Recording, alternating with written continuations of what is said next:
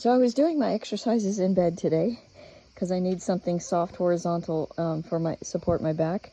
And I happened to look up to this painting that was on the wall, and I saw, what is that mark right there on her white dress? It was a big circular thing like this. And then I started looking at it some more. And then when I finished the exercise, I'm like, holy cow, this thing is full of mold. So I pull it off of the wall when I'm done with my exercises, and then I come over to the back of the wall and there's mold on the wall. And then I take apart the frame with, the paper and the backing and stuff, and I see there's mold all the way through this. Now the mold on the inside here was sort of a green powdery thing. The mold on the wall was black. So anyway, I looked on the internet and it said use 70% rubbing alcohol. Stronger doesn't do any better, so it doesn't change anything. And most rubbing alcohol you're going to buy is diluted. And it also said use a brush, to light brush to sort of flake off the powder thing. I just am not really into the whole brushing things away, dry brush, because I just felt like that would be a way to spread everything around. So I decided to use the alcohol thing. And it seems it got rid of things, and I don't know, what's going on here, but it seems to be okay. Obviously, I started to wonder if this foam core needs to be destroyed, because it was clearly here, and it's clearly on the front, and it clearly traveled through the wall. I called my frame shop guy, and he said that the mold was certainly coming from the wall into the house, which is funny because it's that wall right there. I have one painting that was closer to this window, and then this painting was on that side of the window. But you can see the damage up at the roof, maybe. That last year I had problems because I told my landlord there's cracks on the inside ceiling of this particular room, and I've lived here for over 8 years and I've never seen them. And he said, oh, it's nothing, no big deal. Well, it came a big deal when I got home one time and saw water dripping into that room in that corner right there where that damage is. Certainly right there. Now, above that little triangular space, it's a small, the attic, you can see how it tapers off of the roof. So it's this little triangle space here. I had put cardboard on the floor so that I could shimmy along on my stomach to store things and push like extra easels and things like that. So I just ended up leaving the cardboard up there. Well, it was never a problem until 3 tiles in that area of the roof broke and water entered there. And of course, mold loves to eat paper. So the cardboard was perfect food for the mold. So with my back killing me, I crawled into that area and I saw there was a lake up there, and I was so angry because I tried to point out the problem, and then later he said, oh, I know, I saw the damage on the outside. Really? And you didn't think to do anything about it before it became water leaking into the room downstairs? So, that's the way it is. People don't want to spend the money to avoid the problem. They want to spend, or at least not avoid the problem, but to repair it before it becomes a bigger problem. So anyway, that was months ago. So I was shocked. The painting I pulled off the wall that's closer to this window, everything seems clean. The wall behind it was clean. Everything is good. So I was just really confused about why it only happened on this one side. So anyway, but I have now, because this painting was mounted many years ago to the foam core, it's a painting I had to do for a sacred art show on the request of a director of art that's a bigwig in our town. And so anyway, I made this painting for something that's not my voice and probably never going to find anybody to sell it. Who knows?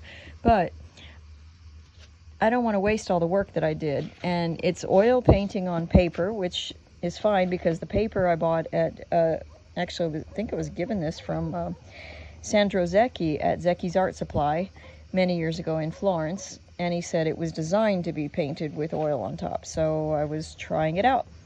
And I mounted it to the foam core just because I didn't have a board large enough to put this size paper on. And anyway, so now I am attempting to remove it. So my frame shop guy says you can use the gentle soap with water to remove this, because this wasn't, this is just a typical white glue, kind of like a school glue kind of thing, I guess, to join it to this. So I've used this to sort of take off some of the older stuff where the glue is actually dried and it's kind of separated a bit. That's fine.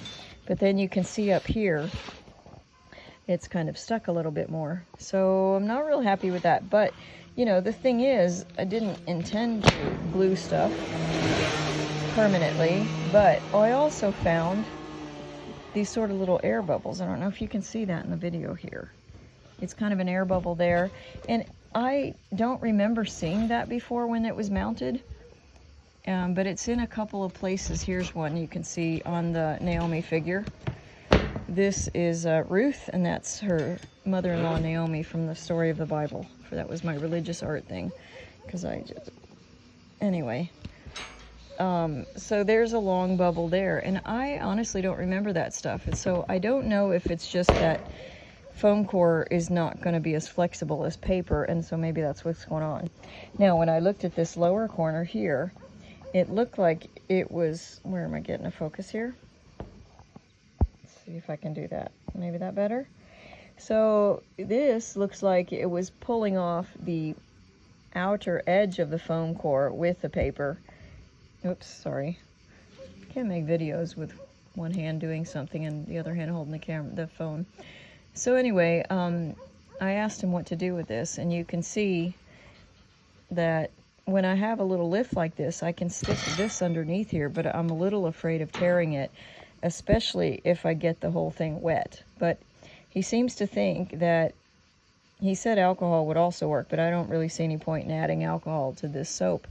I mean, I think it's probably better to wet the whole thing and let this glue soften and then sort of gently peel away the paper. But right now I'm pretty sure that where it's stuck over at that far end and then over here, I'm likely to rip it. And I don't want to stick this under it because it could very well be that I'll end up getting these rough little pointy corners, you know, where the shape of the tool ends. So I don't want to do that anymore. It was easy where it was here and it was already dry, and I was really just getting something thin underneath it to pop it off. But I'm going to see if I can save this painting.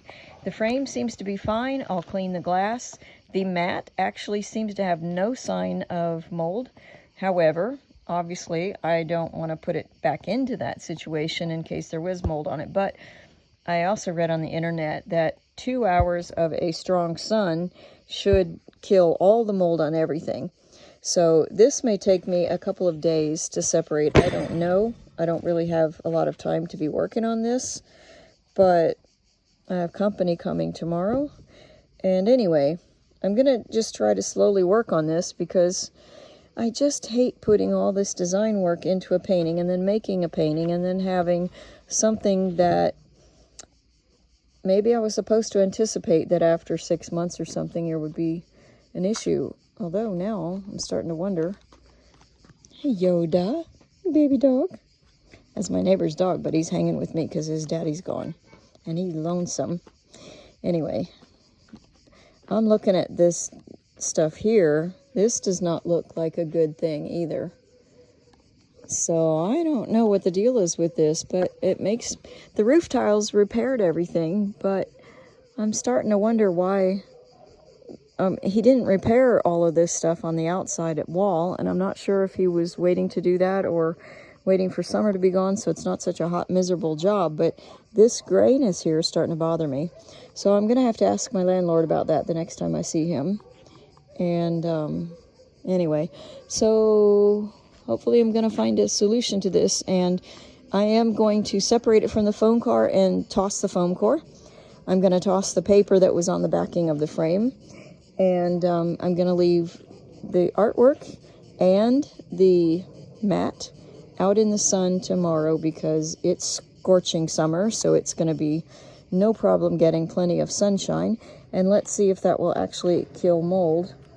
And then what I'll do is when I mount this back in there, I'll mount it maybe to the mat board just at the top, because normally when I tell people to frame prints, I tell them don't only tape the paper at the top, because then it hang freely And so as it changes shape with the humidity, then it's going to be fine because it's not forced into anything. If you tape it all the way around to all four edges of the mat, then you end up having a serious problem. So isn't that sad? That's my swan sculpture. That's a vertical, but I had to move it over there so I could use the table, but also because I have company coming and I want to sit at the table with them. But I still can't sculpt yet, and that drives me bonkers.